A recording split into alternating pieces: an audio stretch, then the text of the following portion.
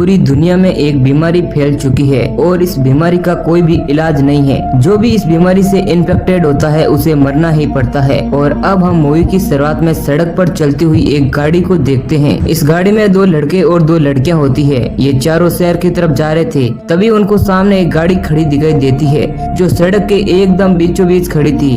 उस गाड़ी के बाहर फ्रैंक नाम का एक आदमी खड़ा होता है। फ्रैंक उन लोगों से हेल्प मांगता है और कहता है कि उसकी गाड़ी में कुछ गड़बड़ी हो गई है, ये आगे नहीं जा रही है। लेकिन ब्रायन जो कि गाड़ी चला रहा था वह फ्रैंक को कहता है कि तुम गाड़ी से दूर रहो, पास मत आओ। तभी केट की नजर फ्रैंक की गाड़ी पर पड़ती है जिसमें उसकी छोटी बच्ची बैठी हुई थी और उसके चेहरे पर था, यानी वो भी इन्फेक्टेड थी, जिसे देख सब लोग डर जाते हैं। और अब ब्रायन गाड़ी को रिवर्स लेने लगता है। ये देख फ्रैंक गाड़ी रोकने की पूरी कोशिश करता है क्योंकि अब उन लोगों के सिवाय उसकी मदद करने वाला कोई नहीं था और उसकी बेटी की हालत भी बहुत गंभीर हो गई थी। अब ब्रायन अपनी गाड़ी को वहाँ से किसी तरह से निकाल लेता है, लेकिन इसी दौरान उसकी कार की ऑयल वाली पाइप फट जाती है और थोड़ी ही आगे जाती है क्योंकि उसका पेट्रोल खत्म हो गया था। अभी वो सभी लोग कार से बाहर निकलते हैं और देखते हैं कि दूर दूर तक उनकी मदद करने वाला कोई भी नहीं था और ये लोग भी सुनसान इलाके में फंस गए थे। इसलिए ब्रायन और बाकी के लोग डिसाइड करते हैं कि वे लोग फ्रैंक के पास जाकर हेल्प मांगेंगे, जिसके बाद वे सभी लोग अपने चेहरे पर मास्क लगा लेते हैं और पैदल चलकर वापस फ्रैंक के पास जाते हैं। फ्रैंक उन लोगों को वापस आता हुआ देख समझ जाता है कि उसकी कार चाहिए। फ्रैंक अब उन लोगों से कहता है कि मैंने न्यूज में सुना है कि कुछ डॉक्टर्स ने इस बीमारी का इलाज ढूंढ लिया है और मुझे अब किसी तरह बस शहर पहुंचना है। तभी ब्रायन कहता है कि ऐसा कुछ भी नहीं है, ये फेक न्यूज है क्योंकि अभी तक इस वायरस का कोई भी इलाज नहीं मिला है। तभी डैनी को एक आइडिया आता है और अब वे लोग फ्रैंक और उसकी कार के पीछे वाली सीट पर बैठा देते हैं और उन्हें आइसोलेट कर देते हैं ताकि वे वायरस उन लोगों तक नहीं पहुंच सके। अब वे लोग सिटी की तरफ निकल पड़ते हैं, लेकिन बीच रास्ते में उन्हें एक गाड़ी दिखती है जो सड़क के किनारे पड़ी हुई थी, जिसे देखकर ब्रायन और बाकी के लोगों को लगता है कि शायद उन्हें उस कार से पेट्रोल मिल सकता है। अब वो सभी लोग कार के पास जाते हैं। अब डैनी कार का दरवाजा खोलता है कि चाबी निकाल सके। तभी वे कार के अंदर एक आदमी को देखता है जो उस वायरस से पूरी तरीके से इन्फेक्टेड था।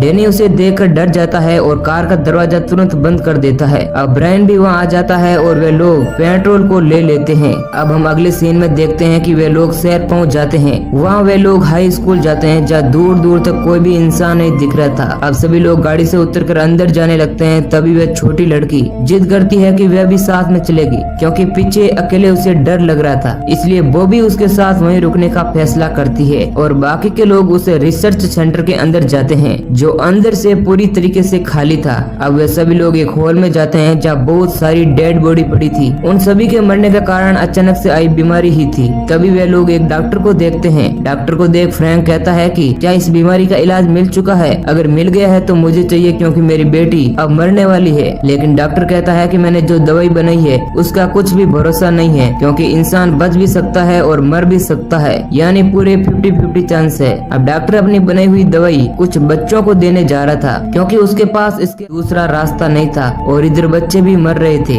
लेकिन ब्रायन और बाकी के लोग डॉक्टर को रोकने की कोशिश करते हैं क्योंकि अगर दवाई ने अपना काम नहीं किया तो बच्चे मर जाएंगे। लेकिन डॉक्टर उन लोगों को समझाता है कि अगर मैंने बच्चों को ये दवाई नहीं दी तो ये वैसे ही मर जाएंगे, इसलिए कोशिश तो करनी ही चाहिए। इधर हम फ्रैंक की बीमार बेटी को देखते हैं जिसे अब सांस लेने में तकलीफ हो रही थी। एक समय बाद वह गिरकर बेहोश हो जाती है। ये देख बॉबी अपनी जान को खतरे में डालकर उस लड़की के पास जाती है और उसके हटा लेती है ताकि वे आसानी से सांस ले सकें। तभी उस लड़की के मुंह से खून निकलता है जो बॉबी के चेहरे पर जाकर लग जाता है। अब बॉबी भी डर जाती है क्योंकि उसे लग रहा था कि शायद वह भी इन्फेक्टेड हो गई है, लेकिन वो समय रहते जल्दी से सभी चीजें वापस ठीक कर देती है और अब रिसर्च सेंटर से वो लोग भी वापस आ जाते हैं। अब फ्रैंक अपनी बेटी को देखता है तो वह बॉबी से पूछता है कि क्या हुआ, लेकिन वह उन लोगों को कुछ नहीं बताती है। उसे डर था कि अगर उसने सच्चाई बताई तो वे लोग उसे कार से बाहर निकाल देंगे क्योंकि अब वह भी इन्फेक्टेड हो गई थी। फ्रैंक अपनी बेटी की बिगड़ती हालत को देखकर डिसाइड करता है कि वो अपनी बेटी के साथ वहीं पर रुकेगा और उन लोगों को कहता है। अब वो लोग थोड़ी दूर जाने के बाद कार को रोकते हैं और उसको सैनिटाइज करते हैं क्योंकि वो कोई भी रिस्क नहीं लेना चाहते थे। जब कार पूरी तरीके से सैनिटाइज हो जाती है तो वो लोग डिसाइड करते हैं कि वो पास ही की होटल में जाकर पार्टी करेंगे क्योंकि अब वो लोग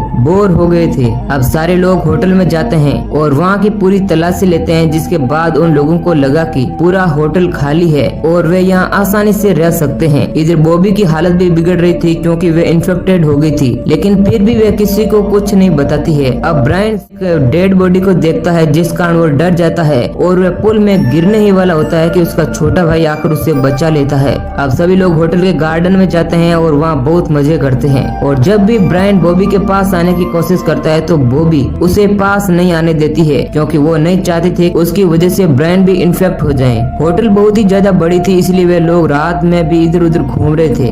तभी उन लोगों पर कोई टॉर्च की रोशनी डालता है और उनका पीछा करने लग जाता है। तब सारे लोग समझ जाते हैं कि उनके अलावा और भी कोई इस होटल में है। तभी हम देखते हैं कि वहाँ पर बहुत सारे लोग आ जाते हैं जो पूरी बॉडी पर एक खास तरह का सूट पहने हुए और उनके चेहरों पर वो लोग ब्रायन और उसके साथियों से पूछते हैं कि उनका एक आदमी गायब है, कहीं तुम लोगों ने तो उसे नहीं मारा। तब डैनी उन लोगों को कहता है कि एक आदमी पुल में मरा पड़ा है, कहीं वह तो तुम्हारा आदमी नहीं है। जब वो लोग जाकर देखते हैं तो उसे पहचान लेते हैं और समझ जाते हैं कि वह भी उस बीमारी की वजह से मरा है। अब वो मास्क पहने आदमी उन लोगों को होटल से जाने के लिए कहते हैं और साथ ही कहते हैं कि ये दोनों लड़कियां यहीं पर रुकेगी। अब ब्रायन और डैनी भी कुछ नहीं कर सकते थे क्योंकि वे सभी लोग बंदूक की नोक पर थे। और अब वो मास्क वाले आदमी बॉबी और केट को कपड़े उतारने के लिए कहते हैं और जब बॉबी अपने कपड़े उतारती है तो उन सभी लोगों को पता चल जाए भी वायरस से इन्फेक्टेड है, क्योंकि उसकी बॉडी लाल रंग की हो गई थी। अब मास्क पहने लोग भी डर जाते हैं और उन सभी को जाने देते हैं। अब हम देखते हैं कि ब्रायन और बाकी के सभी लोग बॉबी से बहुत गुस्सा थे क्योंकि उसने उन सब लोगों की जान खतरे में डाली थी।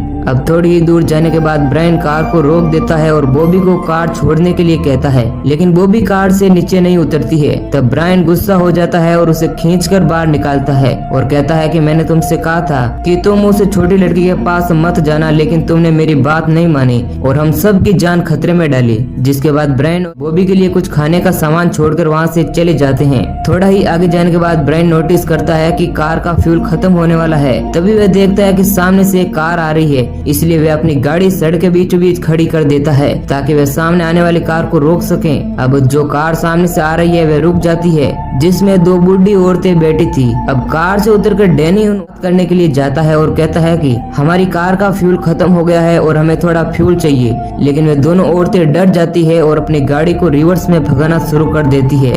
ये देख ब्रायन भी गाड़ी से उतर जाता है और उन औरतों पर गोलियां चलाना शुरू कर देता है, जिस वजह से एक बूढ़ी औरत मर जाती है। और ब्रायन उस दूसरी औरत को भी बाहर निकलने के लिए कहता है, लेकिन उस बूढ़ी औरत के पास भी एक गन थी। वह कार से उतरते ही ब्रायन के पैर में गोली मार देने के कारण ब्रायन और गुस्से में आ जाता है और उस बूढ़ी औरत को मार डालता है। इस दौरान डैनी उसे रोकने की कोशिश करता है, लेकिन ब्रायन नहीं रुकता है। अब दोनों भाइयों के बीच झगड़ा हो जाता है, लेकिन ये झगड़ा ज्यादा नहीं चलता है और वो दोनों शांत हो जाते हैं क्योंकि अब झगड़ा करके उन्हें कुछ नहीं मिलने वाला था। अब जैसा कि ब्रायन के पैर में गोली लगी थी इसलिए दर्द हो रहा था, इसलिए थोड़ा आगे जाने के बाद डैनी को एक घर दिखाई देता है जहां अब वह ब्रायन के लिए दवाइयां लेने जाता है। घर में घुसते ही डैनी एक कुत्ते को देखता है जो अपने मालिक को खा रहा था और अब यह कुत्ता उस पर अटैक करता है, लेकिन डैनी उसे मार डालता है। अब दवाइयां उठाकर वह वापस कार के अंदर आ जाता है। डैनी अब ब्रायन के पैर से गोली निकालने लगता है। तभी वो नोटिस करता है कि ब्रायन का एक पैर पूरी तरीके से लाल हो गया था, यानी से इन्फेक्टेड था। आपको बता दें कि ब्रायन इन्फेक्टेड तब हुआ जब उसने अपने गर्लफ्रेंड बॉबी को गलती से छुआ था। और अब डैनी और केट ब्रायन को कार के पीछे आइसोलेशन में रखते हैं, जैसा कि उन्होंने फ्रैंक और उसकी बेटी को रखा था। अब पूरे दिन सफर करते करते रात हो जाती है और रात को वो तीनों लोग एक जगह पर रुकते हैं जहाँ केट डैनी को कहती है कि हमें ब्रायन को यहीं पर छोड़ देना चाहिए, क्योंकि अगर हम उसे साथ में रखेंगे तो हम भी सुरक्षित नहीं रहेंगे और वायरस के चपेट में आ जाएंगे। इधर हम ब्रायन को देखते हैं जिसकी हालत वायरस के कारण बहुत ही ज्यादा खराब हो रही थी और वह वहीं पर सो जाता है। अब रात को ही डैनी धीरे से ब्रायन के पास जाता है और उससे कार की चाबियां लेकर वापस कार के पास आ जाता है, को स्टार्ट करने की कोशिश करता है, लेकिन गाड़ी स्टार्ट नहीं हो रही थी। तभी ब्रायन की नींद खुल जाती है और वो उन लोगों को पीछे से कहता है कि हेलो, तुमने गलत चाबियां ले ली है। अब ब्रायन अपने छोटे भाई को कहता है कि वो उसे गोली मारकर खत्म कर दे, क्योंकि वह तड़प तड़प कर नहीं मरना चाहता था। डैनी गोली मारने की कोशिश करता है, लेकिन उसे वो बचपन के पल याद आ जाते हैं और वह अपने भाई को गोली नहीं मार पाता है। तब ब्रायन कहता है कि कुछ मत सोचो और सब कुछ भूल जाओ और मुझे गोली मारो। तब डैनी ब्रायन को शूट कर देता है और ब्रायन भी, जिसके बाद डैनी अपने बड़े भाई की बॉडी को जला देता है। अंत में हम देखते हैं कि केट और डैनी एक बीच पर पहुंच जाते हैं जहाँ पर यह वायरस नहीं फैला था। डैनी को ब्रायन के साथ उस जगह पर बिताए हुए बचपन के पल याद आते हैं और वो केट से कहता है कि यह वही जगह है जहाँ हम दोनों भाई अक्सर आया करते थे। और इसी के साथ हमारी यह मूवी खत्म हो जाती है। अगर मूवी की स्टोरी आपको पसंद आई है तो वीडियो को लाइक कर चैनल को सब्सक्राइब कर देना। वीडियो के अंत तक बने रहने के लिए आपका बहुत बहुत शुक्रिया।